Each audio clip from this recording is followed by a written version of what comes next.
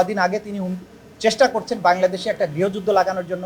তিনি সেনাবাহিনীকে উস্কানি দিয়েছেন যে তোমাদের কিছু কিছু অফিসারের বিচার হচ্ছে, তোমরা এর বিরুদ্ধে রুখে দাঁড়াও। যারা এখানে আসামি ছিলেন তাদের পরবর্তী আচরণ, তাদের মধ্যে কোনো অনুশোচনা নেই। এতগুলো মানুষ হত্যার পরে এইভাবে গণহত্যা চালানো, যদিও আন্তর্জাতিক আইনের গণহত্যা না, মাস কিলিংয়ের মাধ্যমে বাংলাদেশে যে পরিবেশ তৈরি করা হয়েছিল, যেভাবে তিনি এত সংখ্যক মানুষকে আহত করেছেন, অঙ্গহানি করেছেন, বাংলাদেশকে বদ্ধভূমিতে পরিণত করেছিলেন, তার জন্য তার কোনো অনুশোচনা নেই। উল্টো তিনি সোশ্যাল মিডিয়ায় নানানভাবে হুমকি দিচ্ছেন, যারা মামলা করেছে, যারা সাক্ষী দিয়েছে তাদেরকে হত্যা করার জন্য, তাদের বাড়িঘর জ্বালিয়ে দেওয়ার জন্য হুমকি দিচ্ছেন।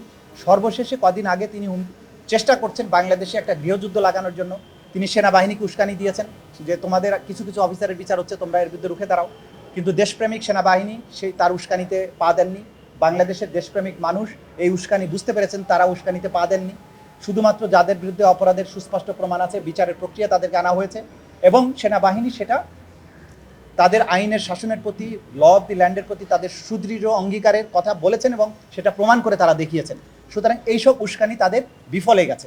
কিন্তু আমরা যেটা বলার চেষ্টা করছি, এইসব কর্মকাণ্ডের মাধ্যমে আসামিরা প্রমাণ করেছেন যে তাদের সামান্যতম অনুশোচনা নেই।